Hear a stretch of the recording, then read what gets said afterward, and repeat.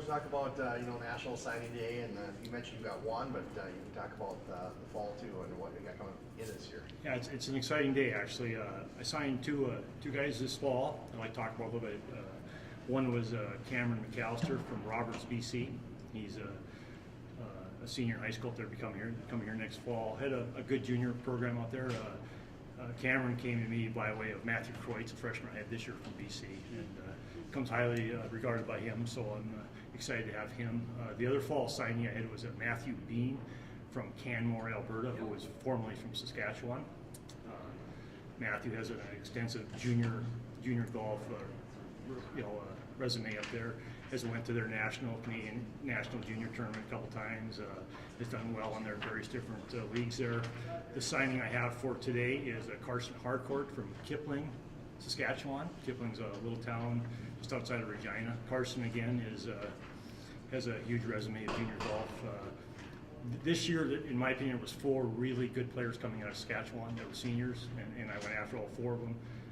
It's two of them I signed. The third one I still think I'm going to get within a few days here, so I'm real happy about that. Those are the ones that I've signed. I've got several other ones on the hook. One from North Dakota that I consider one of the best Class B players in the state. A couple other ones from other parts of the country, but I expect a total new crop of 6 to 7 guys this year.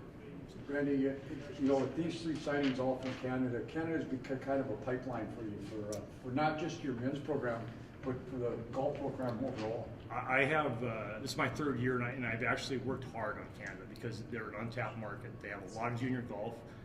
Golf is off season for hockey there is what it is, so there's a lot of kids that are good hockey players and they're extremely good golfers also. So I spent a lot of time up there in the last couple of years, and it's finally starting to pay some dividends.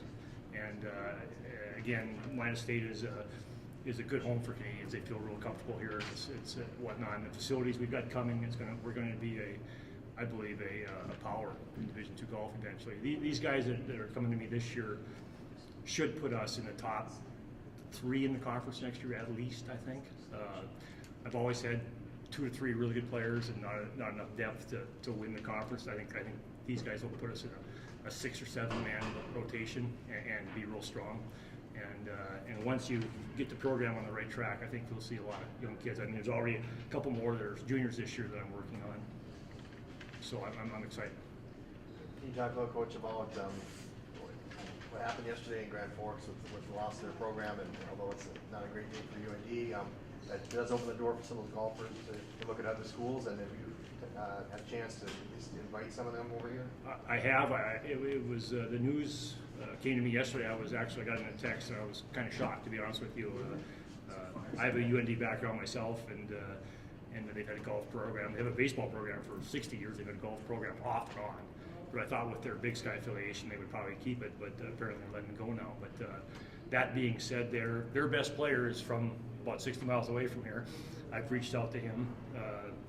They have an assignee for next year from the local area here that I've reached out to him also to tell him that we'd like to have him here and whatnot. So they have 7, I believe, on their roster now. They're going to be looking for homes next year, and it just goes to show how lucky we are at Minot State to have the backing we have of the community, the golf courses, Minot Junior Golf, etc. We're on really firm footing as far as the golf program goes, and not everybody can say that. What is the situation with that? Are they released under their scholarship? How does that all work? My understanding is because some other schools have done this too, and they'll just give you a blanket release, and then of course the signed kids that are in high school yet are automatically released also. So there should be no waiting period per se, or having to sit out a year, conference affiliations, or anything like that whenever a program is dropped, to my knowledge. Does your recruiting strategy really change in a unique situation like this, Coach? I mean, these kids, they got recruited and they went through the process once and they saw that UND was the best choice. Do you rerun like what Minot State has to offer? Do you try to compare like how you guys can measure up to what UND had? How does that work? Well, absolutely. I mean, it's relatively late in the game. It's signing day to day. We first started signing these kids in November, but yeah, they went to UND for various different reasons. Golf might be one of them. It might not, but depending how far along they are in their career, that's a Division I school. That being said, I don't think their golf program is any stronger than ours. I think we have a good program too, and and whatnot. But yeah, no, you have to resell them on your school, but all of a sudden they're not too high on UND, or all of a sudden, with the program being dropped either. So it's a unique situation. I feel sorry for the kids. I feel sorry for the coach, and for the hockey team. So.